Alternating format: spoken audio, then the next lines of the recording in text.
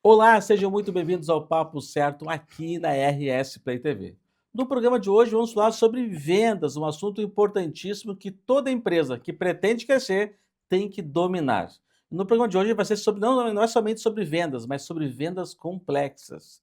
E logo já vou apresentar nosso convidado especial que conhece tudo sobre vendas. E aqui você sabe, o nosso papo é sobre empreendedorismo, gestão, finanças, economia, um programa feito para você que faz o Brasil acontecer. Aqui você pode nos acompanhar nas nossas redes sociais e no canal 524 da NET Claro TV. O Papo Certo está no ar. Vem com a gente.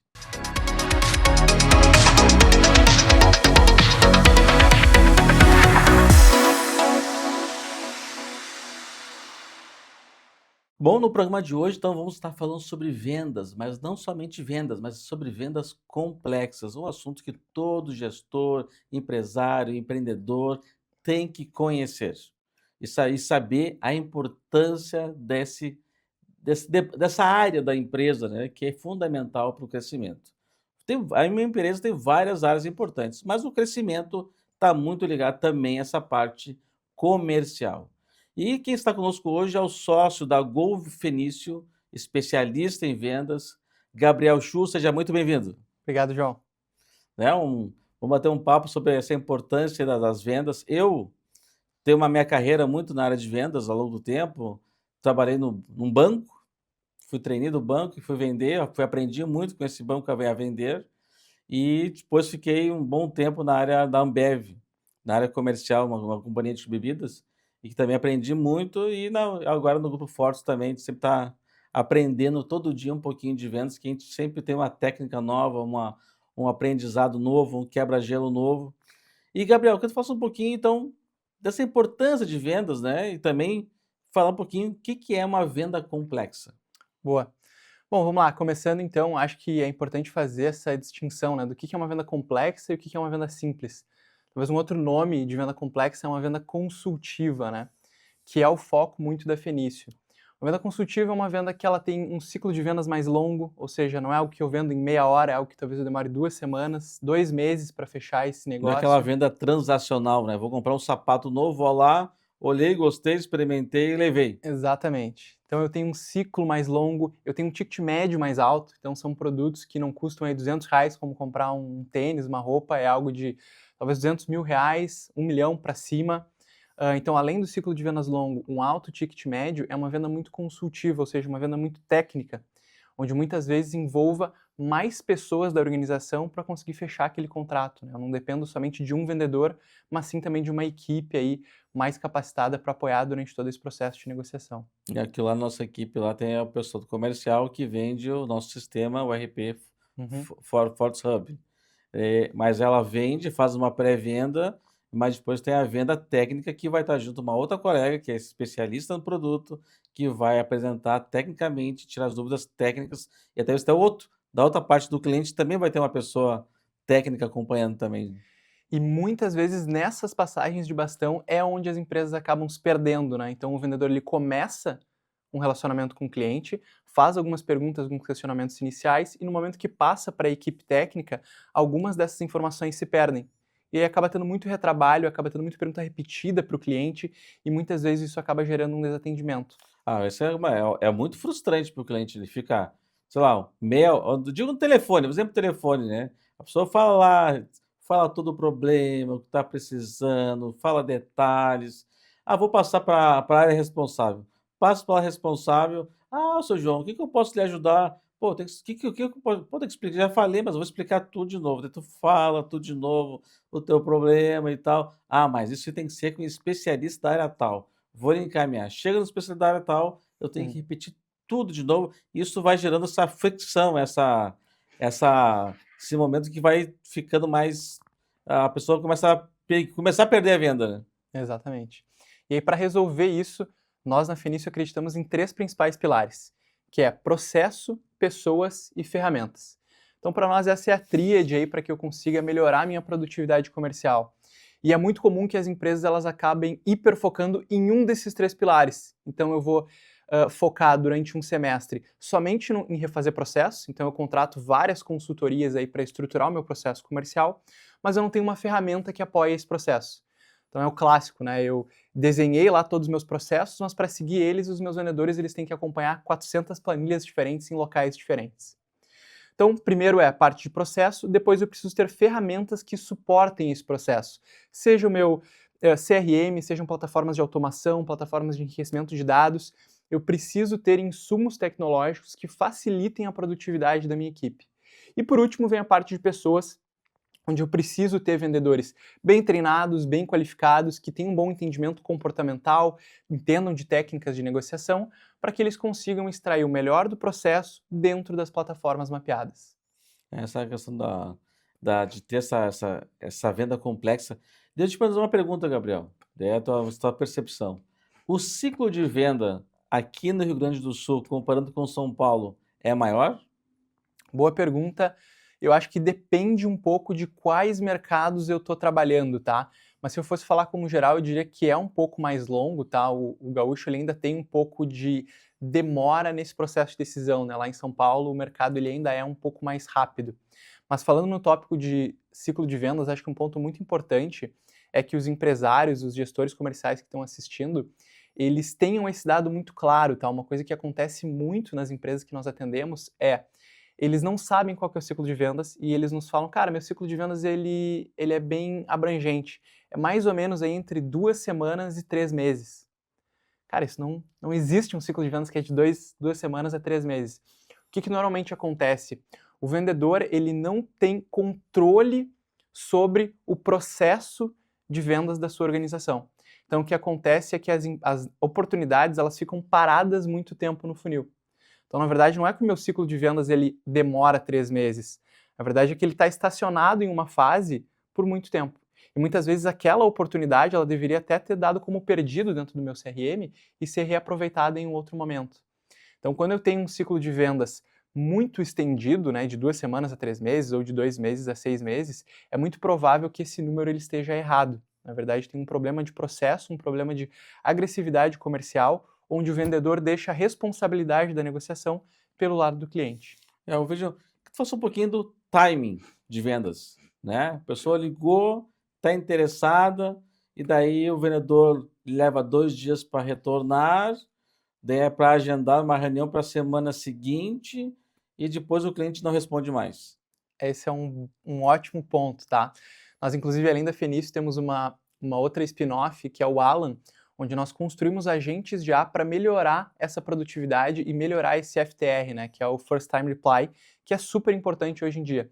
E aí tem um dado muito bacana que nós trouxemos ontem, inclusive numa palestra, eu e meus sócios, que é um dado do HBR, que é o Harvard Business Review, que mostra que a chance de conversão de uma venda ela cai 21 vezes se eu demoro mais de 5 minutos para responder a primeira chamada do meu cliente. 21 vezes cai a 21 chance de vezes. vender se levar mais de 5 minutos. Mais de 5 minutos. Pô, é impactante. Quem está nos assistindo aí, é importante, pessoa da área comercial, ou o gestor que está vendo que de repente os resultados do comercial estão um pouco demorados, né? Daqui a pouco tem que ver o que está, daqui a pouco, tirando o foco da equipe comercial, que não consegue ter tempo para atender e responder rápido os leads, né? E além disso, tem uma outra questão também que é um complicador ainda maior, que é muitos dos chamados comerciais, eles entram fora do horário de atendimento dos vendedores. Não. Então, além de a minha taxa de conversão ela cair drasticamente se eu demoro mais de 5 minutos para responder, muitas dessas pessoas entram em contato quando meu vendedor está no almoço, está em casa ou no final de semana. E uma coisa clássica que nós enxergamos é, eu invisto lá um certo valor em marketing, eu tenho um alto volume de leads gerado e eles entram em contato comigo sexta-feira às 8 da noite. E aí o que acontece? Na segunda-feira o vendedor ele tem lá na sua lista 10 pessoas para entrar em contato, ele manda mensagem para as 10 e uma só responde. Ah, quem trabalha na área comercial sabe muito bem o que o Gabriel está falando. Pô, João, o pessoal do marketing perguntou, entrou lead, entrou 10 leads. Tá, mas quantos fechou? Ah, dos 10 leads tinha 5 que era lixo, né? Que não era outras pessoas que talvez não estavam mexendo lá e se clicaram sem querer. 5 interessados, dos 5 interessados, só um conseguiu falar. Exatamente. E por que acontece isso? De novo, hoje as pessoas elas estão cada vez mais imediatistas, tá? E se eu trabalho com serviço, com tecnologia, isso tem uma importância muito maior. Porque hoje poucas marcas de serviço e tecnologia têm um grande apelo pela sua marca. O que eu quero dizer com isso? Quando um consumidor ele vai comprar uma camiseta, existem muitas camisetas que possuem esse apelo de marca. Por exemplo, eu quero comprar uma camiseta especificamente da Nike. Então eu entro no Google e eu procuro camisetas da Nike. Eu não procuro simplesmente camiseta. Agora, quando eu estou comprando um serviço, quando eu estou comprando um RP, um CRM, eu não tenho nomes muito claros na cabeça, né? Até existem grandes empresas, mas o que a maioria dos consumidores fazem é entrar no Google e procurar CRM, RP. E o que ele faz? Ele abre os primeiros 3 links e fala com 3 pessoas ao mesmo tempo. E, segundo essa pesquisa, o que mais acontece é o primeiro vendedor que responde a esse consumidor é o que ele segue as tratativas. Por isso que eu recebo muitas pessoas entrando em contato comigo e quando o meu vendedor chama elas, elas já não respondem mais. Porque não é porque elas simplesmente mudaram, né, as prioridades da empresa e não estão mais vendo um CRM. É porque elas simplesmente estão falando com o meu concorrente que teve um tempo de resposta muito mais rápido. Essa questão do timing de vendas é fundamental e acho que quem é gestor, que acontece, todo mundo começa pequeno, às vezes um dos sócios, ou o sócio, um único fundador, ou tem 2 sócios, um acaba ficando fazendo 3, 4 coisas ao mesmo tempo e tem o comercial. Daí começa a ter leads e a pessoa não tem tempo de responder rápido e não esquece de fazer o follow-up. Vai fazer o follow-up daqui 2 semanas. Pô, 2 semanas já passou o mundo, né, já aconteceu muita coisa, e tu acaba perdendo muito isso, né. E a pessoa: "Ah, minha empresa não está crescendo", mas ela está faltando às vezes braços, daí chega um momento que tem que investir numa pessoa para se dedicar à área comercial. Exatamente. E essa parte do follow-up que tu mencionaste é algo super importante, tá? Isso é uma coisa que nós falamos muito nos nossos treinamentos e para todos os nossos clientes, que é a responsabilidade do próximo passo, ela é sempre do vendedor. E é muito comum que os vendedores eles deixem isso, essa responsabilidade, para o cliente. Então, o que acontece? Eu fiz uma apresentação técnica, conversei com o cliente, estou alinhando próximos passos, e o cliente me fala, cara, vou fazer o seguinte, eu vou pensar, eu vou falar com o meu sócio e eu entro em contato contigo semana que vem. E na prática, ele não entra em contato contigo semana que vem e essa oportunidade vai cada vez mais esfriando. Então, uma das coisas que nós trouxemos é a responsabilidade do próximo passo é sempre tua vendedor, tua vendedora. Então, o que eu deveria fazer nesse cenário, né? Ah, Gabriel, ok, entendi, vou ter que pensar, vou falar com o meu sócio. Beleza, tranquilo, não tem problema. Só para que eu consiga registrar aqui internamente, e até porque eu não quero ficar te incomodando e te mandando mensagem toda hora, quanto tempo mais ou menos tu precisa para pensar e falar com teu sócio para que a gente retome esse assunto? Então eu pego essa informação, registro no meu CRM para que eu tenha os follow-ups mais assertivos e que eu tenha controle de todas essas etapas da negociação e não deixe isso para o lado do cliente.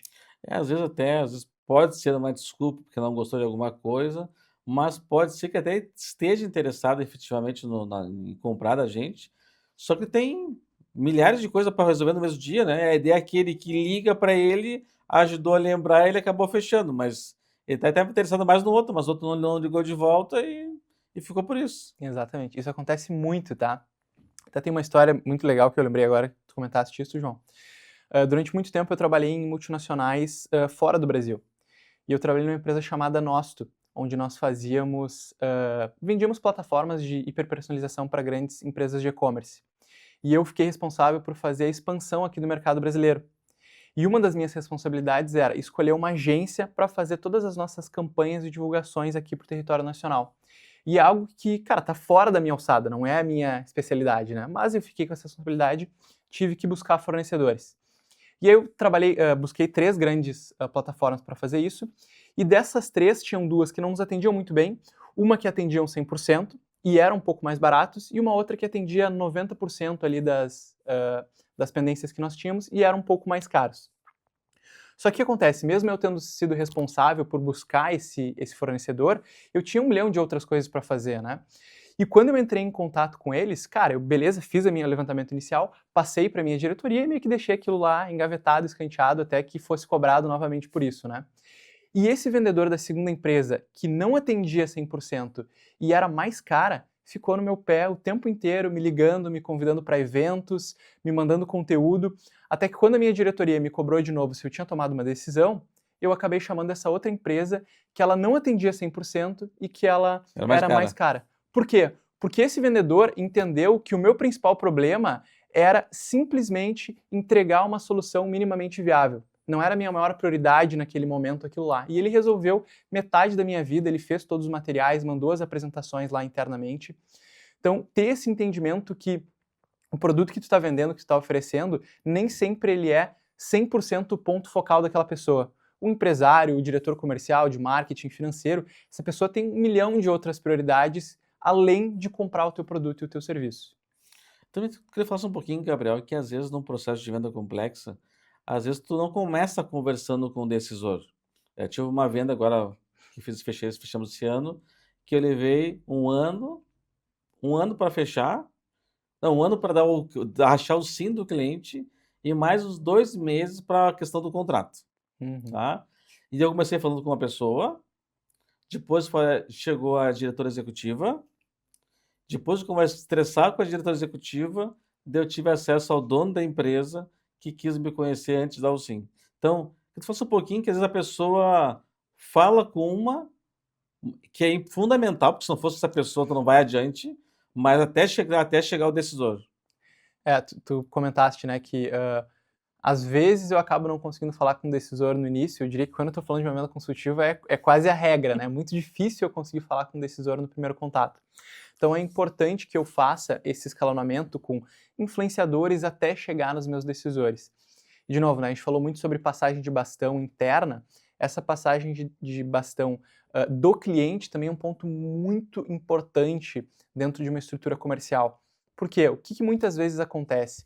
Eu falo com esse influenciador inicial, mostro o meu serviço, mostro o meu produto, ele adora, entende que vai resolver a vida dele e, de novo, quais são os próximos passos? Ele diz, cara, beleza, me manda o teu material que eu vou apresentar para a minha diretoria. E aí o vendedor júnior, o que ele faz? Beleza, vou te mandar, tu apresenta internamente, e aí o cliente some. Por quê? Quando essa pessoa foi apresentar o teu produto internamente, ela já se esqueceu quais eram os teus diferenciais, ela esqueceu muitas vezes como que vai ser o teu atendimento, ela esqueceu sobre um grande diferencial técnico, então ela não soube vender o teu produto, o que é óbvio, né? Então isso é algo super importante quando eu estou passando de influenciadores para decisores, eu preciso sempre me colocar na sala para fazer essa apresentação. Então, o vendedor ele tem essa tendência de terceirizar muitas coisas para o cliente que acaba atrapalhando ele mesmo, né? Então, não existe ninguém melhor do que tu, vendedor, para apresentar o teu próprio produto. Então, diante desse tipo de cenário, é muito prejudicial que tu simplesmente envie uma apresentação e deixe que uma outra pessoa faça a venda por ti. Então, de novo, diante desse cenário, idealmente, o que eu faria é, ok, entendi, que bom que tu vai ter apresentação de diretoria. Como a gente está falando de um produto técnico, existem muitas perguntas, inclusive, que os teus diretores podem fazer, e para evitar esse telefone sem fio, tu acha que existe a possibilidade de eu participar dessa reunião junto contigo? Então, de novo, se colocar na sala de negociação é algo muito importante. E é óbvio que muitas vezes não vai ser possível, né? Então vão ter muitos casos, eu diria que até a maioria, que a pessoa vai falar, cara, não tem como participar, precisa eu apresentar essa plataforma. Mas tudo bem, desde que de a cada 10 tu consiga apresentar 2, cara, já vai ter um grande impacto aí dentro da tua organização. Então tá falando também desse processo de vendas, né, que às vezes a equipe de vendas não está preparada, né. E tem uma lenda no mercado que quem não dá certo para uma coisa vira vendedor, né. E como isso funciona para as vendas complexas? Essa é uma ótima pergunta, eu acho que isso tem mudado muito nos últimos tempos, tá? Inclusive, eu estruturei, fui professor durante muito tempo de gestão comercial dentro do Instituto Caldeira. Então lá nós fizemos um programa para colocar jovens dentro da área de vendas. Então é um programa social onde nós capacitamos aí jovens de 16 a 24 anos dentro de 4 trilhas, uma delas sendo a trilha de marketing. E por que nós criamos esse programa e por que tem tantos programas quanto este no mercado? Porque hoje falta vendedor no mercado brasileiro. É uma, assim, ó, qualquer empresário que eu pergunto como é que tá a área comercial dele, fala, cara, estou precisando de gente. Porque existe uma escassez muito grande de bons profissionais hoje no mercado. Então, eu acho que existia muito isso essa lenda, né, que o cara não deu certo, virou vendedor, mas hoje o mercado está mudando e as pessoas estão dando cada vez mais importância para as áreas comerciais E uma outra coisa muito importante com a internacionalização que teve, né, dessas empresas de serviço e de tecnologia, é que muitos vendedores jovens estão indo trabalhar fora do Brasil, o que gera uma escassez de mão de obra e faz com que os salários aumentem muito. Eu tenho um case muito legal sobre isso, um aluno meu, deste ano, inclusive, desculpe, do ano passado, do Geração Caldeira, que ele tem 18 anos, o primeiro trabalho dele dentro da área comercial, ele já estava recebendo um salário fixo de R$ 3.000 mais comissão. Para um jovem de 18 anos, hoje no Brasil, isso é algo assim muito raro, né? E é um mercado que paga muito bem e falta mão de obra. Então, tu jovem aí que está em dúvida do que fazer pós-ensino médio, recomendo dar uma estudada em alguns cursos de gestão comercial, porque é uma área que está cada vez crescendo mais, que está cada vez pagando mais e que tem muita, muita oportunidade. Às vezes também eu vejo o pessoal que, não, vou botar uma área de vendas e tal, e coloca lá salário mínimo, ou o mínimo da categoria, e mais comissão. Daí ele quer achar excelentes profissionais pagando um fixo muito baixo, acreditando muito na variável. O que tu tem a falar para ainda mais se a gente falando de vendas complexas? O mercado não está mais comportando isso, tá, João? Acho que existia muito essa cultura no passado, mas, de novo, hoje, como falta mão de obra, as empresas estão cada vez mais subindo a régua nessa questão salarial e de comissionamento, tá? Eu participo de vários grupos aí do LinkedIn, WhatsApp, enfim, de divulgação de vagas.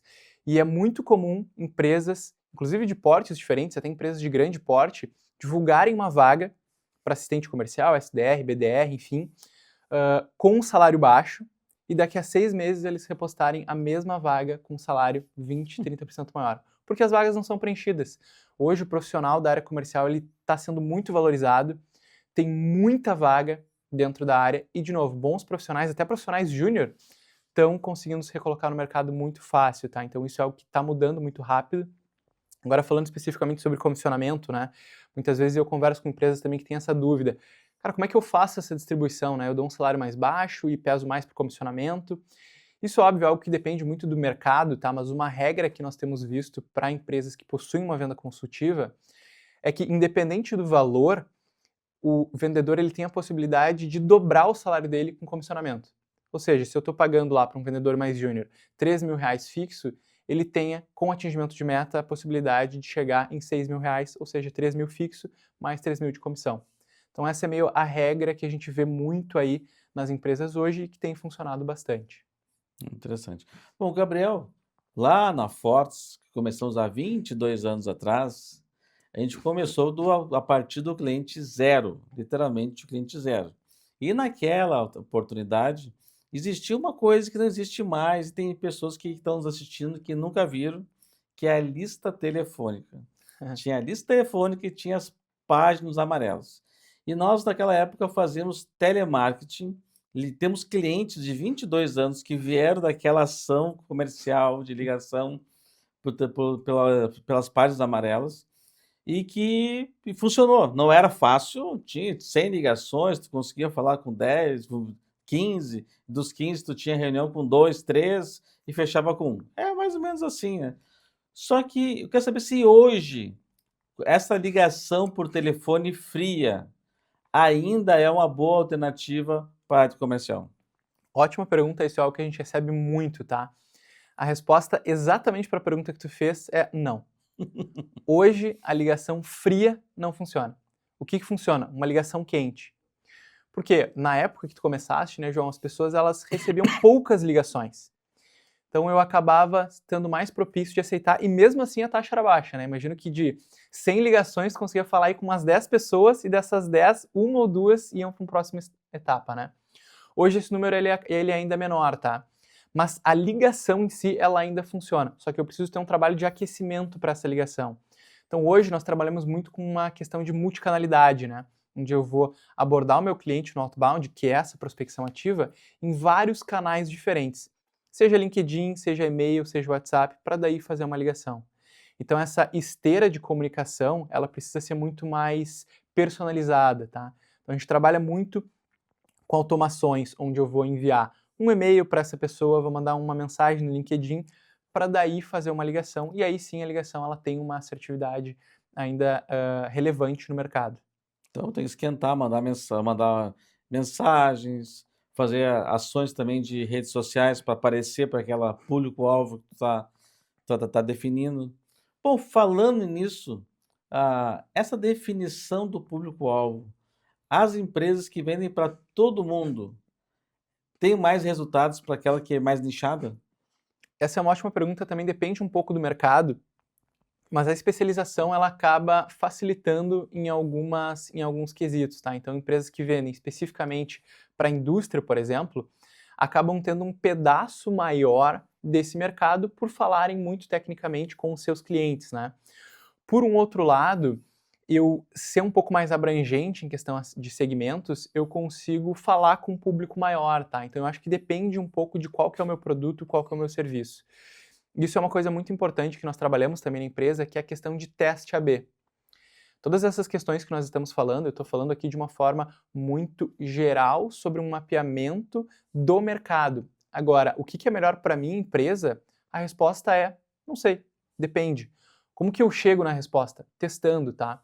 Então a gente acredita muito aí numa filosofia, né, de fail fast, fail often, né, que é fale muito e fale rápido. Ou seja, cara, eu preciso estar testando, eu não posso ficar estático.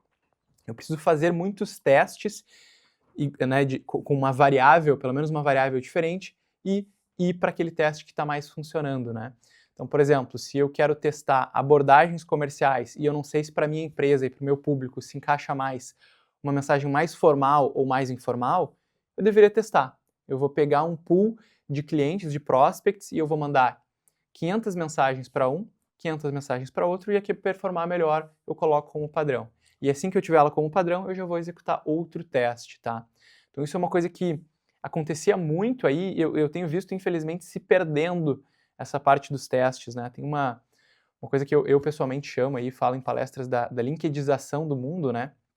Que hoje tu entra aí no LinkedIn, para quem usa essa rede social, e toda semana tem uma metodologia nova, com um nome em inglês, que se tu não fizer amanhã, tua empresa vai falir, né?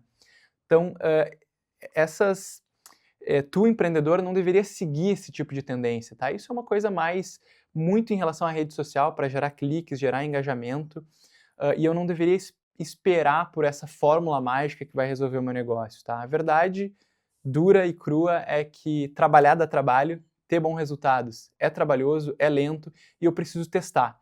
Eu preciso fazer muitos testes, fazer execuções, medir resultados, para que daí eu consiga crescer aí dentro da minha organização. E não simplesmente ficar sentado fazendo a mesma coisa todo o tempo e esperar que surja uma metodologia mágica que eu implemente e em 2 semanas meu faturamento cresceu aí 10, 15%. Ah, não, ô Gabriel, pô, é o pessoal que vende curso, mentoria, que oferece aí, assista uma imersão de sexta a domingo e você vai sair exímio vendedor, já vai aumentar suas vendas em 500%. Já tá dando um balde de água fria no pessoal, hein? Sim. Infelizmente, João, acho que isso aí não é difícil de gerar resultado. Eu, pelo menos, nunca vi alguém fazer uma imersão aí no dia seguinte já tá vendendo mais, tá? As coisas, de novo, inclusive, esse é o tema, né, do nosso papo de hoje. As coisas, essas vendas consultivas, elas são complexas. Então, não existe uma coisa que eu vou fazer e tá resolvido. Infelizmente, eu preciso fazer testes, preciso medir esses resultados. Outro ponto importante, né, a gente falou sobre teste AB aqui. É muito comum também, tu falaste da ligação, né? Nós temos clientes que falam assim, cara, fazer ligação não funciona. Eu já testei e não funciona. Não, ok, deixa eu entender como que foi esse teste. A gente pegou uma tarde aqui o nosso estagiário, pediu para ele fazer 10 ligações e ninguém atendeu e ninguém respondeu. Cara, 10 ligações é nada. Para eu fazer um teste real e entender se aquela abordagem funciona ou não, eu preciso ter um volume muito grande, né? Eu preciso fazer 500, talvez 1000 ligações. Então, o tamanho da minha amostra importa muito, tá? E é muito comum no mundo imediatista que a gente tem hoje, os empresários estarem indo nessa tendência imediatista e fazerem testes muito pequenos, muito isolados, e aí estão descrédulos aí, achando que nada funciona, nada dá certo, e acaba simplesmente executando os mesmos processos, as mesmas tarefas durante muito tempo. É o que eu falo também que não que a imersão não seja importante, a questão só que não é ela sozinha que vai resolver. Acho que e aí eu trago um outra pauta aqui, que é essa constante qualificação do time de vendas, que não é fazer um curso e está resolvido, não é fazer uma imersão, está resolvido. Acho que sim, imersão é importante, e cursos é importante, leituras é importante, porque vendas, o mundo vai mudando, né? A gente fala, ó, há 22 anos atrás, lista telefônica, ligação fria funcionava, hoje já não funciona mais. Então, tem que ver o que que vai no teu mercado também pode ter mudanças. Exatamente. E aí tu falaste uma questão muito importante que é essa. E aí volta, né, no pilar que nós estávamos falando de pessoas, processo e ferramentas. Talvez a chave principal disso é pessoas, né? É cultura, é o gestor, ele tá acompanhando o vendedor todo dia, no mínimo semanalmente, e fazendo esses acompanhamentos, né? Eu não posso, e sim, tu tá certo nisso, né? É super importante eu estar estudando sempre o mercado, fazendo novas certificações, novos treinamentos, e no momento que eu faço um treinamento, não é para simplesmente ir lá, chegar, né, na empresa, nesse evento, tomar um cafezão, escutar, sair, entrar num ouvido e sair pelo outro, né? Eu preciso colocar isso em prática. Então, quando eu faço essas imersões, é importante que o líder, o gestor comercial, coloque pelo menos um pedaço do que foi aprendido dentro do dia a dia e cobre isso dos seus vendedores, né? Uma coisa que a gente vê muito no mercado é empresas que fazem, inclusive conosco, fazem treinamentos, fazem essas imersões e não colocam no dia a dia. E aí daqui a 6 meses eles nos chamam para fazer um novo treinamento e quando a gente faz o diagnóstico com a equipe, não tinha nada que mudou nos últimos 2 meses. Ou seja, quando eu faço isso, na prática eu estou simplesmente jogando dinheiro fora. Além de eu fazer essas certificações, fazer esses treinamentos, fazer essas imersões, eu preciso garantir que a minha liderança está replicando isso pro vendedor lá na ponta. Tá cobrando, tá replicando esse conteúdo, tá fazendo reuniões semanais de acompanhamento e dando esses treinamentos aí internos para sua equipe. Não, tu fala essa questão das vendas, né? Às vezes tem muito a equipe de vendas tem aquela venda assim, fica uns 3, 4 meses lá no vale Uhum. profundo, negro, né? Para chegar uma outra venda e salvar. Então, que tu faça um pouquinho como manter uma equipe de vendas com uma venda consistente, né? Que tem aquela coisa, aquela constância de vendas. Esse é um ótimo ponto. A gente fala muito sobre isso, e inclusive usamos esse mesmo termo, tá? Que é a questão de picos e vales dentro do processo comercial, né? Então, muitas vezes eu vou olhar os indicadores anuais de uma empresa e eu tenho justamente isso. Eu tenho lá 2 meses que eu tenho a meta batida, depois nos próximos 2 meses bati 70% da meta, depois eu bati 102% e aí vai subindo e baixando. O que gera isso na maioria dos casos, tá? É questão de foco e constância da equipe. Explicando mais detalhes, né? O vendedor, ele fechou várias vendas e ele está com tempo ocioso. O que ele faz? Ele vai para o LinkedIn dele, vai para o e-mail, manda várias mensagens, aborda clientes na base que estão parados, vai em eventos, faz novas prospecções, até que ele tem ali um número de oportunidades suficiente. E ele tem 10 oportunidades em negociação. Aí o que ele faz no momento que ele tem essas 10 oportunidades? Ele deixa de prospectar, deixa de ir em evento, deixa de trabalhar base e vai focar em fechar essas oportunidades. Então ele entra em negociação, rodada de negociação para cá, para lá, fecha 1, 2 clientes, até que essas 10 ele já espremeu tudo e não tem mais nada. Ele fechou 2, 3 e as outras 7 ficaram para trás.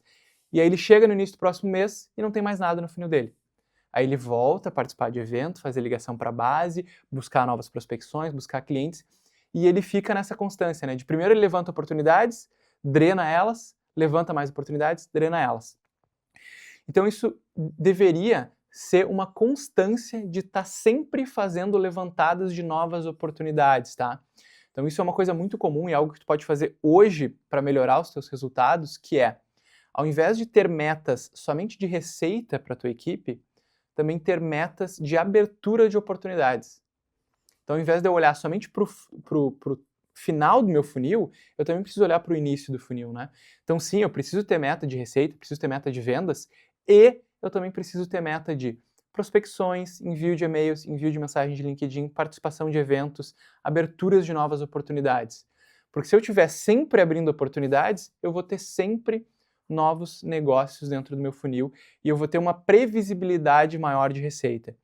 E esse é um tópico que não é novo, tá? Isso surgiu há mais de 15 anos aí, com um livro chamado Receita Previsível, onde um grande executivo aí da Salesforce, que é uma das maiores big techs aí de tecnologia, né, do mundo, trouxe esse conceito de prospecção. E ele tinha uma pessoa específica dentro da Salesforce fazendo essa levantada de oportunidades para ele, e aí depois escreveu o livro aí, Receita Previsível, que traz algumas metodologias de como eu evitar esses picos e vales dentro da minha instituição. Bom, eu queria também falasse um pouquinho, Gabriel, sobre essa relação e a importância ou não do comercial com o marketing, esse diálogo, né? Às vezes tu vê essa equipe de marketing lá, e equipe comercial aqui, e tu vê que os resultados não acontecem. Esse é um outro ótimo ponto, tá, João? A gente vê muito isso. Inclusive, nós na Fenício, nós somos implementadores da HubSpot, que é um CRM que tem como objetivo integrar as 3 principais áreas que geram receita, que é a área de marketing, vendas e pós-venda, CS, né? E essa falta de organização e falta de comunicação, ela é clássica, e olha, eu diria que 80% das empresas do mercado hoje, tá? Então, a organização acaba trabalhando em silos.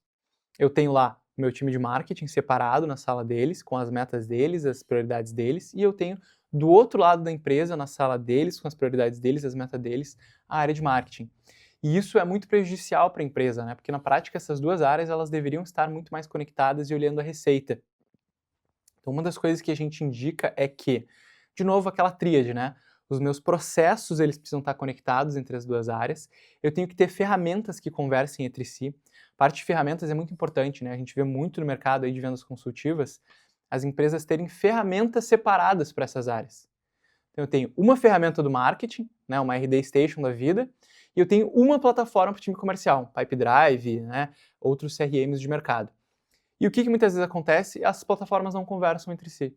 Então o time de marketing não enxerga o que está sendo trabalhado pela equipe comercial, e a equipe comercial não enxerga as campanhas que estão sendo geradas de marketing. Então é muito importante que eu tenha uma unificação dessas áreas, tá? E é algo que, além, né, de processo, além de ferramenta, envolve talvez o terceiro pilar, que é o mais difícil, que é a questão de pessoas, cultura, fazer essas integrações aí rotinamente entre as áreas. Essa reunião é fundamental, essa comunicação, porque às vezes o marketing está comunicando algo e o comercial está falando outra coisa, né? Então, eles têm que se sentar junto e ver, olha só, essa comunicação que vocês estão fazendo não é o que o mercado quer escutar, né? E não é o discurso que a gente entende que atrai mais clientes. Então, acho que as campanhas têm que ter essa linguagem, essa comunicação que vai ser mais efetiva. E aí tem que se conversar, senão não sai do lugar, né? E esse é um ponto muito importante, aí vou devolver uma pergunta para ti, João, que é o seguinte, o que tu acha que faz mais sentido? A equipe de marketing gerar um volume maior de oportunidades, mas menos qualificadas, ou gerar menos oportunidades e mais qualificadas? Ah, menos oportunidade, mais qualificado, na minha opinião. Se às vezes geralmente chega lá um monte de lead trash, né, de que gente nada a ver, assim, que não está procurando emprego, às vezes, que não é o objetivo da campanha, né, que até pode ser o objetivo da campanha, e daqui a pouco chega a 100 e tem 1, 2 quentes. Então, eu prefiro que chegue 10, 15 quentes do que chegar a 100 que não está qualificado.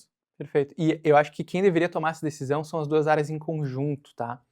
E muitas vezes, talvez o ter mais leads menos qualificados pode ser uma opção caso eu tenha vendedores ociosos. Então, eu acho que a resposta dessa pergunta depende muito também do teu momento como empreendedor, como empresa, como gestor, tá?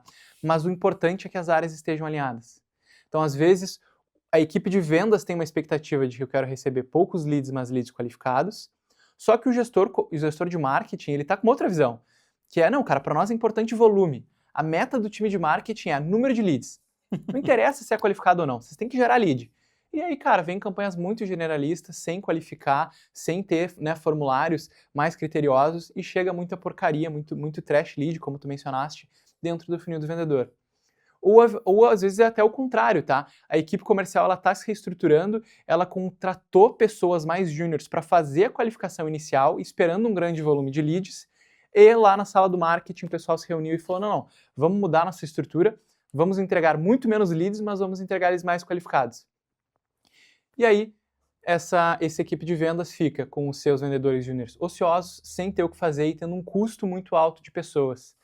Então, acho que independente da resposta, eu preciso ter esse alinhamento, as metas precisam estar alinhadas, as OKRs precisam estar em conjunto e eu preciso trabalhar isso como uma unidade de receita e não silos separados de marketing e venda. Não, essa questão de trabalhar junto é importantíssimo. Bom, tu falou já de algumas ferramentas. tu falou do CRM. Como é que as pessoas podem usar o CRM? É somente o CRM é usado somente para novos clientes? Que prospectos estão chegando, leads estão chegando? Ou também a gente pode ou deve usar o SRM também para a base atual de clientes? Ótima pergunta, e isso sim é uma pergunta que eu diria que não é um depende, tá? Eu deveria sim trabalhar o CRM para toda a minha carteira de clientes. Clientes novos, leads, prospects e também para minha base. Nós hoje na Fenício somos parceiros, né, implementadores da HubSpot, que é uma das maiores plataformas de CRM hoje no mercado. E nós gostamos muito de trabalhar com a HubSpot por um seguinte detalhe. Como nós mencionamos, né, hoje as plataformas elas seguem a mesma lógica de cultura de separação das áreas. Então é muito comum nós atendermos empresas onde elas têm uma plataforma de marketing, uma plataforma diferente para a área comercial e uma plataforma diferente ainda para a área de pós-venda e atendimento ao cliente. E aí isso faz, obviamente, que eu perca performance, tá? Então eu, usando uma plataforma como a HubSpot e centralizando tudo isso dentro de uma única base de dados, eu tenho muito mais insumo, muito mais dados para serem analisados para melhorar a minha performance e a receita da empresa como um todo. E uma outra coisa importante quando eu estou falando de CRM é, de novo, cultura de preenchimento. Também não adianta eu querer fazer uma grande mudança na minha empresa, contratar um CRM aí de 1, 2, 3 milhões, se o gestor na ponta não cobra que os seus vendedores usem o CRM. Isso a gente vê acontecer muito, tá? Empresas que Não, o pessoal fazem... coloca o Excel, ela põe, né? Não, vou botar aqui no meu notes aqui do computador, vou botar no Excel e não preenche lá o CRM. Exatamente. E isso é um grande problema, obviamente, né? Porque hoje em dia, dados, informações é algo muito rico, muito importante para a empresa, né? Então, qual que é o problema de eu não usar um CRM da forma correta? Eu tenho lá um vendedor, que ele é o meu que mais performa, um dos meus melhores vendedores, e ele tem tudo em planilhas que estão no computador dele, todos os relacionamentos, contatos de clientes estão no celular dele e não estão no CRM.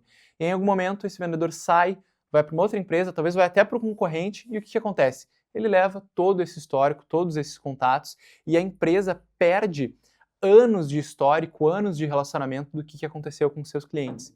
Então, ter essas informações centralizadas dentro de um único local, tanto para clientes novos quanto para tratamento da base, eu diria que é hoje primordial para qualquer empresa.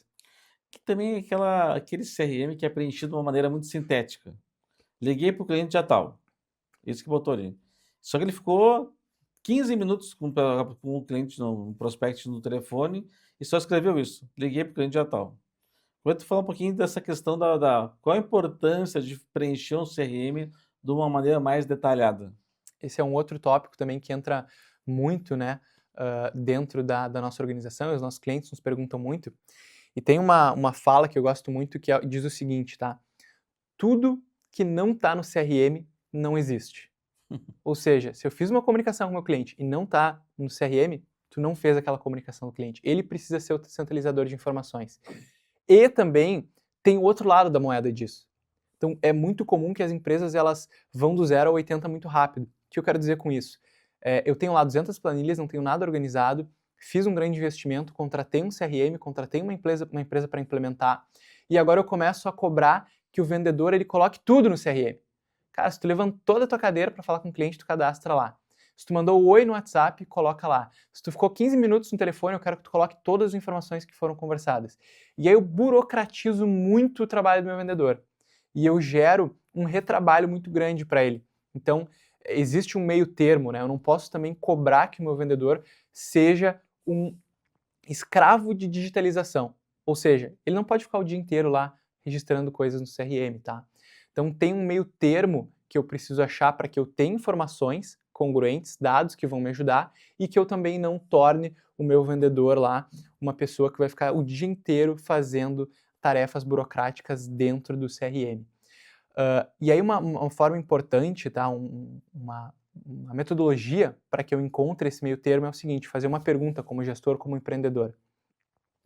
Para que eu cadastre essa informação e cobre do vendedor que ele coloque no CRM, eu preciso responder o seguinte, essa informação ela vai ajudar o meu vendedor no futuro a fechar esse negócio? Sim ou não? Se sim, eu preciso cobrar que ele coloque. E a outra é, essa informação, mesmo que ela não ajude o vendedor a fechar o negócio, ela é importante para mim como empresa em relação à métrica e vai ser um indicador, um dado que eu vou enxergar? Se sim, aí eu também preciso pedir que ele coloque, tá? E aí tem um outro ponto também, João, importante, que é o seguinte: hoje tem muitas plataformas, inclusive a própria HubSpot, que registram isso de forma automática, né? Então tu mencionaste sobre, o cara ficou 15 minutos lá na ligação e não registrou nada, colocou só que ligou. Essas plataformas hoje, elas têm comunicação nativa em relação a esses canais. Então, se eu faço uma ligação para um cliente pela HubSpot hoje, essa ligação fica gravada dentro do CRM e ela fica transcrita e eu tenho um resumo de IA em relação a isso. Se eu mando um e-mail, a mesma coisa, o e-mail fica registrado no meu CRM e ele tem lá um resumo executivo gerado por IA. Então, além de eu ter esses processos do que deve estar dentro do CRM, eu posso utilizar, né, a tecnologia a meu favor e fazer com que essas integrações façam esse trabalho burocrático para o meu vendedor, para que ele consiga passar mais tempo fazendo o que realmente importa, que é negociando e levantando oportunidades. Bom, então um dos pilares que tu comentaste, Gabriel, que é processo, né? O que não pode faltar num processo de vendas? Quanto tempo tu tem?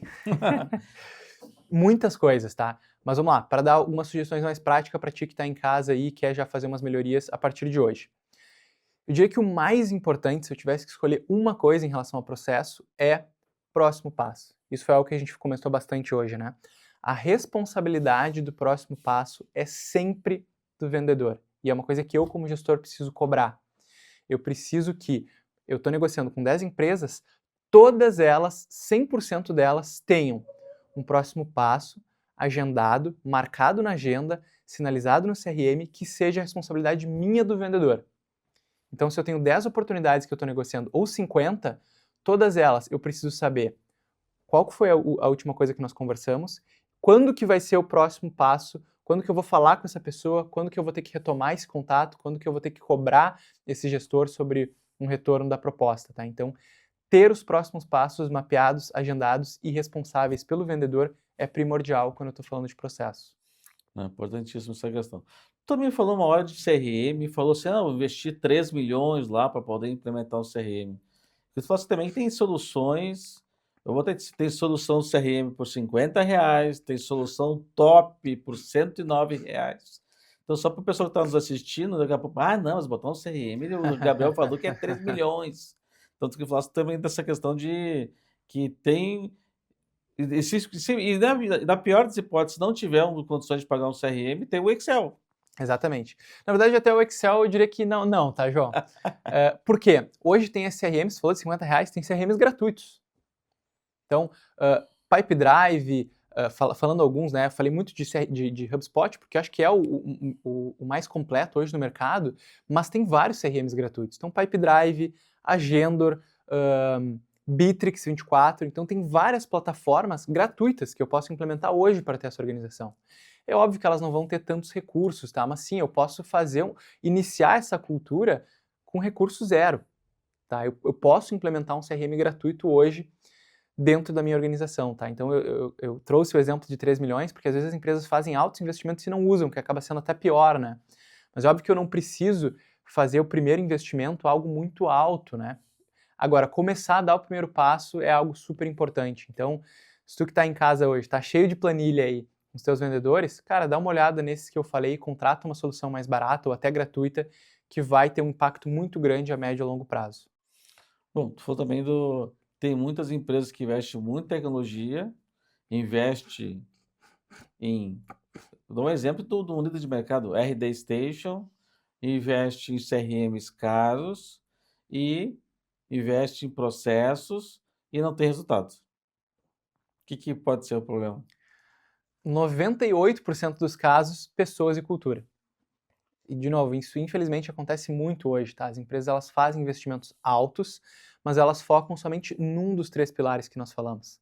Então, eu vou fazer um investimento gigantesco em plataforma, mas eu não vou melhorar os processos dentro da plataforma e eu não vou ter treinamentos periódicos para a minha equipe.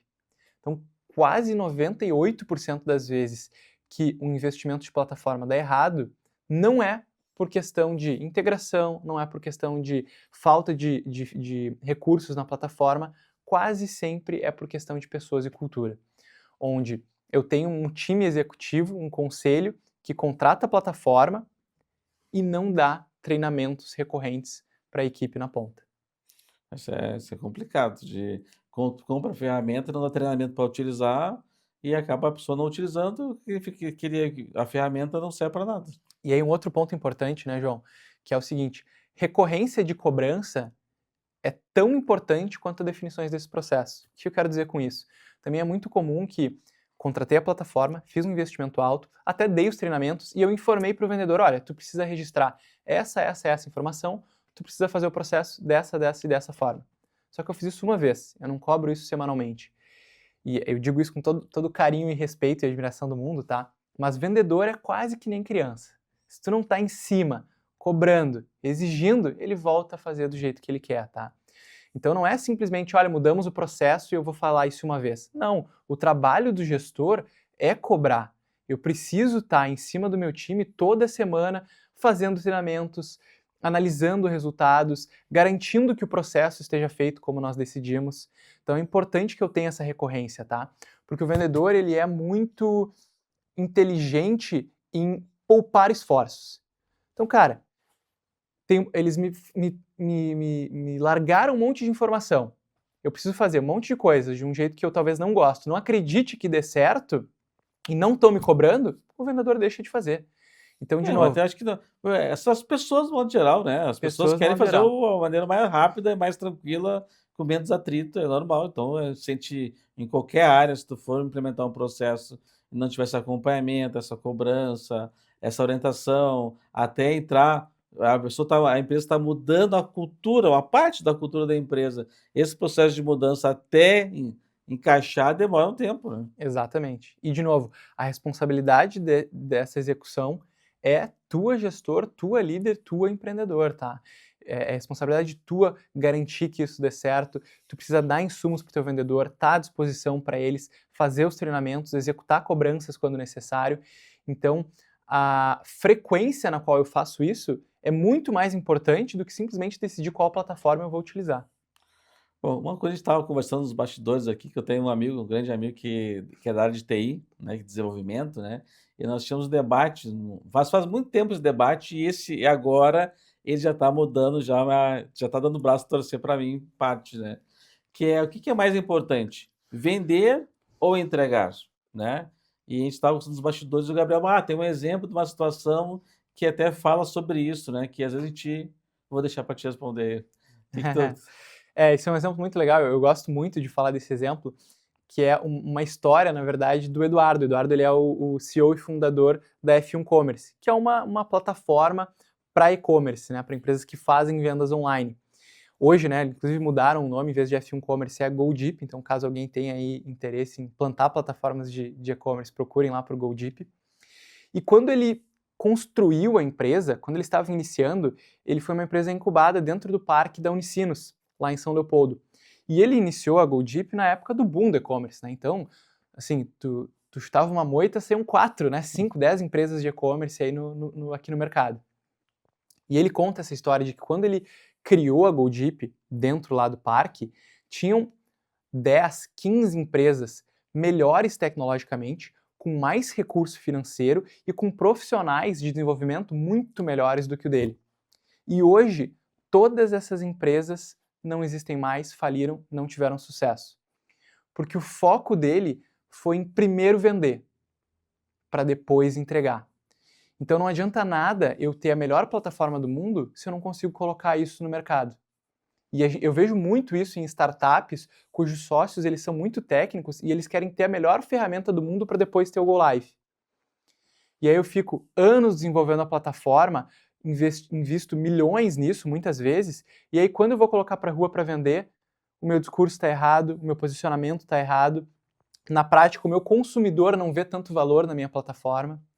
Então é muito importante, principalmente para startups, né, quando eu estou iniciando, eu fazer um produto minimamente viável e colocar ele no mercado. E vender ele e ter feedback dos meus consumidores, feedback dos meus clientes, para que eles me ajudem a moldar a plataforma, né? Acho que um grande erro do empreendedor é ele pensar que sozinho tem todas as respostas de como que vai ser o desenvolvimento do seu produto. Não é fácil, né?